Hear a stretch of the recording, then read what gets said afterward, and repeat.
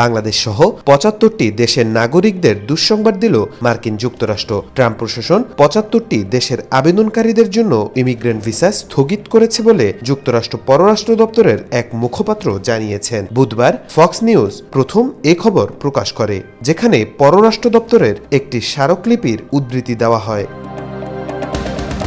তবে মুখপাত্র এই পরিকল্পনা সম্পর্কে বিস্তারিত কিছু জানাননি। ফক্স নিউজের প্রতিবেদনে বলা হয়েছে, এই স্থগিতাদেশ ২১ জানুয়ারি থেকে কার্যকর হবে। প্রতিবেদন অনুযায়ী Somalia, Russia, Iran, Afghanistan, Brazil, Nigeria ও থাইল্যান্ড সহ একাধিক দেশ এর আওতায় পড়ছে।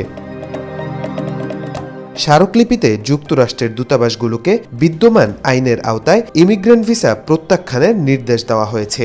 একই সঙ্গে পররাষ্ট্র দপ্তর তাদের প্রক্রিয়া পুনর্মূল্যায়ন করবে। এই বিষয়ে কোনো সময়সীমা উল্লেখ করা হয়নি। প্রতিবেদনে আরও বলা হয়েছে, এই স্থগিতাদেশ এসেছে ২০২৪ সালের জানুয়ারিতে দায়িত্ব নেওয়ার পর প্রেসিডেন্ট ডোনাল্ড ট্রাম্পের নির্দেশে পরিচালিত ব্যাপক অভিবাসন দমন অভিযানের প্রেক্ষাপটে।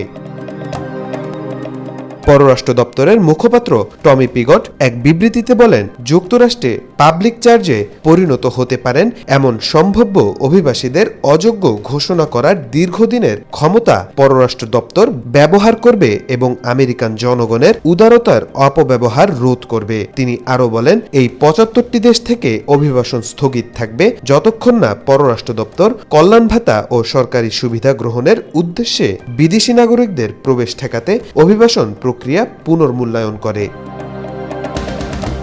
তাওফিকুল ইসলাম, আজকাল।